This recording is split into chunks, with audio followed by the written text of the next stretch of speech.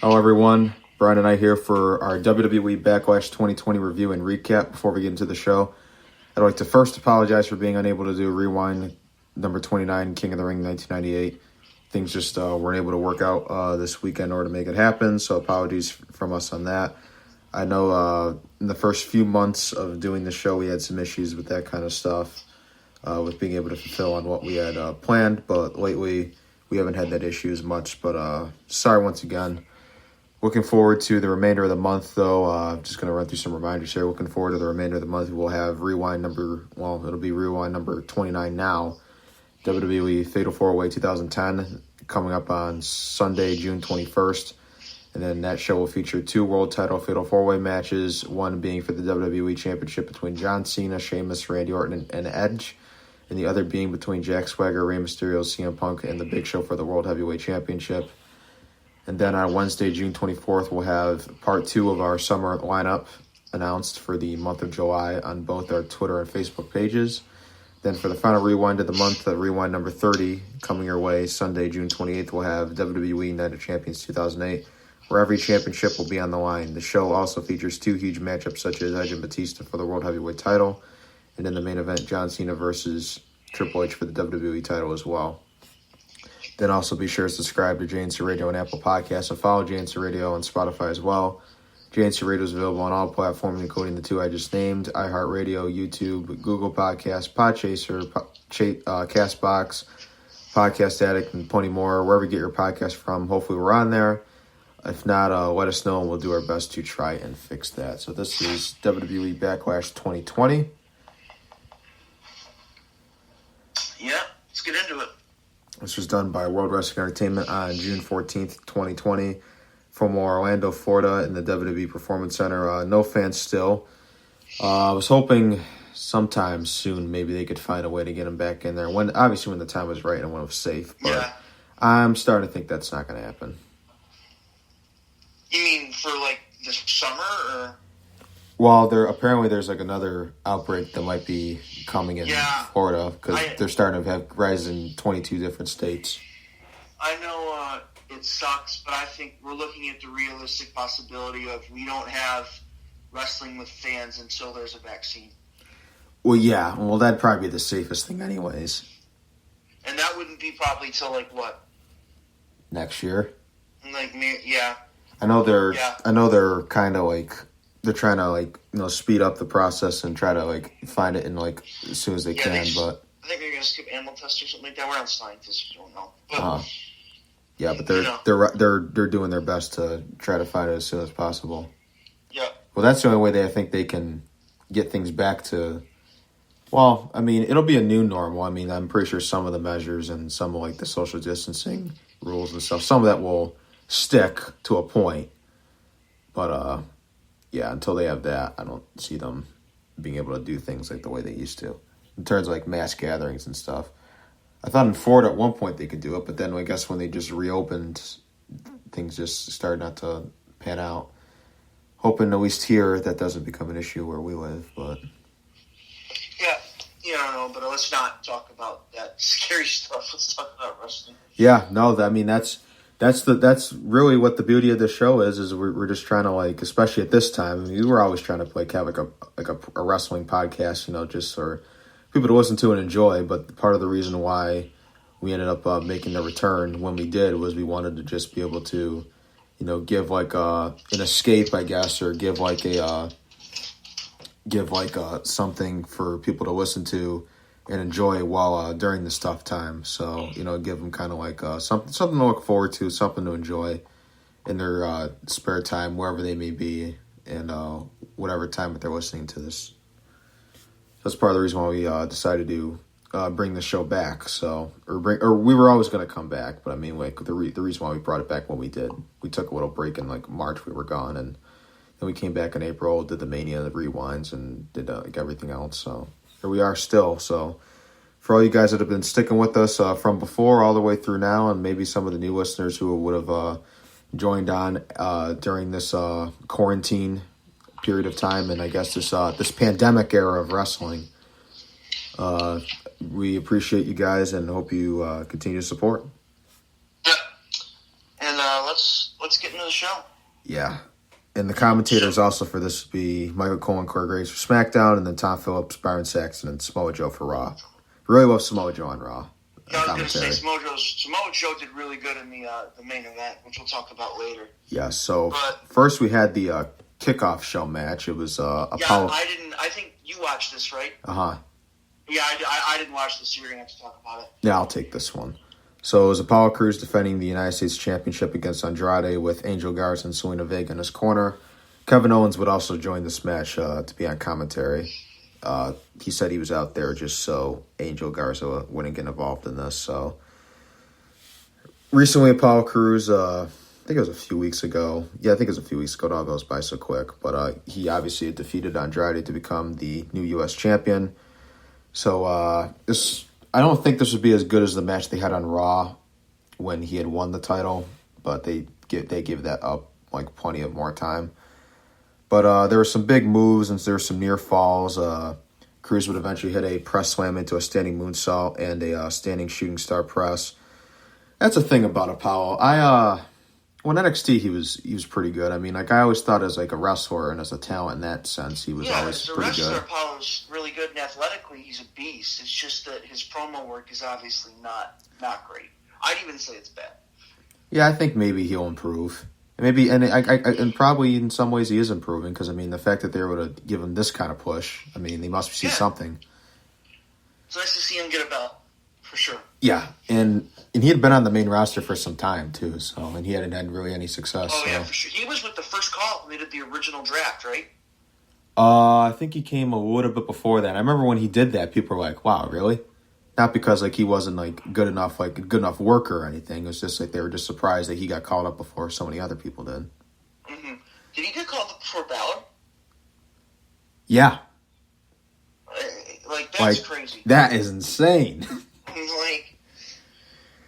Just stuff like that. I feel like he could have really learned from another year or so in NXT. Yeah. Oh, I thought so for sure. That or it got to the stage where I'm like, well, he's not doing anything here. They might as well just put him back down there just to. I feel like it was like that for some other people too, but if WWE doesn't work out for Apollo Crews, he could have always just gone to the independent scene where maybe somewhere just places where you don't really need to talk. Yeah, he would have been perfect in Ring of Honor. Or I don't really count them as independent wrestling anymore. But New Japan, New Japan, you don't have to be a great talker. No, I don't necessarily consider Ring of Honor to be independent either. I just thought that, in terms of like a place where you could just go there and wrestle and like not have to talk and stuff. Yeah, that'd be perfect. But no, I guess he's improving in that sense. And then later, Garza would climb up onto the ring apron, and Owens would leave the commentary table. Then he'd pull him off, and he'd hit him with the stunner.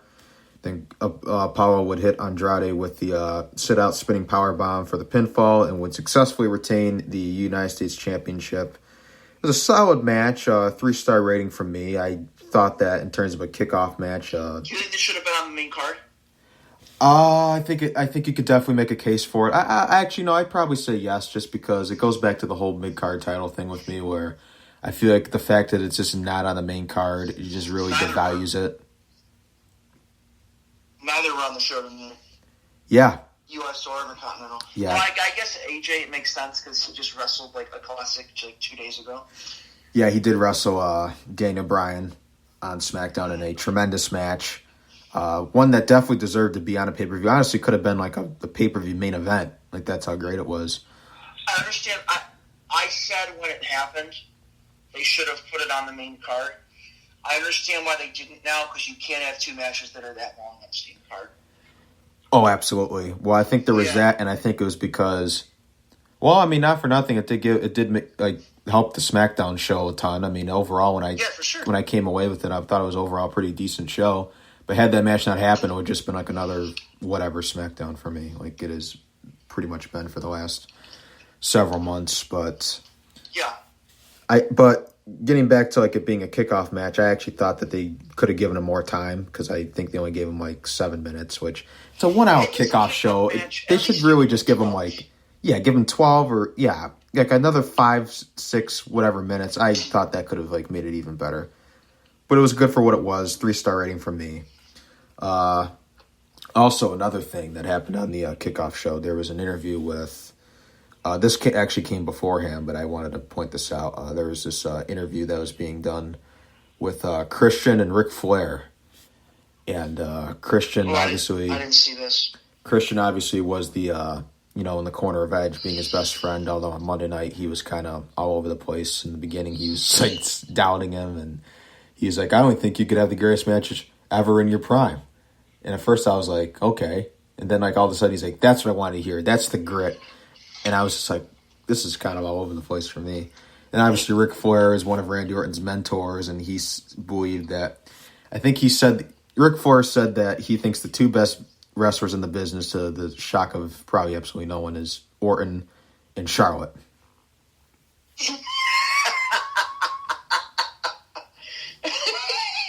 Of course. Well, oh, Rick. But neither of them. He says neither of them, in my opinion, are the best workers, even in their own gender, let alone in the business. You could say Charlotte is. You know what? You could argue. You could say that. I won't argue against it. I won't fight you on that. But you could argue some other people like Tessa or someone like that. Yeah. Or like Sasha, but in terms of Orton, here's the problem with Orton. When Orton gives a shit, like he did on this show, absolutely, he's one of the best in the business. But the problem is he only gives a shit about 5% of the time. Well, the thing also is I guess he was also saying with Orton that he's like the most naturally gifted wrestler ever. I agree with that. Yeah. So he's in like Orton's corner. He picked Orton to win the match. Christian picked Edge to win. And it was actually a pretty fun little interview segment they did there. So now on to the main show. We had the opening contest. It was a triple threat tag team match for the WWE Women's Tag Team Championship. It was Sasha Banks and Bayley, the newly crowned champs, against the Iconics, Billie Kay and Peyton Royce, versus Alexa Bliss and Nikki Cross. This was okay. So this was done as a triple threat tag team match, but it was actually done as a triple threat tag team match. Not that two people in the ring and you could tag anybody in, that crap. Yeah, that type of thing really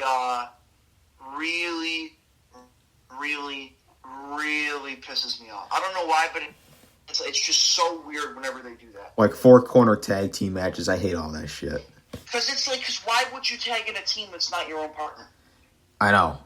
It just doesn't make sense. And the other thing is with this match, I understand why. I think that if we had fans and there were fans going to these shows, I think Bayley and Sasha lose here, and I think something happens where Bayley accidentally screws the team over. Yeah, I could see that. Because, people were saying that they could see the Iconics and stuff winning, going in, and that wouldn't have been surprising. But I guess for me, it was just like, well, I mean, they just won the things, and if the plans are changed and that's not what they're going to run with now, then I'd say they can just hold on to it at least a little bit longer. Because I don't like the transitional title reigns. I mean, they just won it technically 9 nights ago on SmackDown. So, I mean, I don't like the transitional championship reigns. But before the match, Kayla Braxton would ask Sasha and Bayley if their friendship would end if they lose the tag team titles. And both of them would basically brush her off and brush off the question as being stupid. Kayla and Charlie asked the dumbest questions. Well, it's the script. What can I say? It is, but who writes that? I think you said it best. You said it perfect when you said they walk up to them and they go, "So, you're a piece of shit, and your life's awful. How do you feel about that?" That's usually the type of question that they're asking. I know, and it's at the worst times ever. Yeah. Just absolutely just stupid. But so obviously they go out. I thought this was okay. No, I thought it was fine. I thought it was a fun opener. So the match had some really good opening sequences, a lot of pin attempts, counters, and then some breakups, and eventually all 6 women in the match would enter the ring, and then things would break down to a brawl. I guess there's no DQ in these triple threat matches, which apparently Corey Graves isn't aware of, according to one of the things he said when he was commentating this match.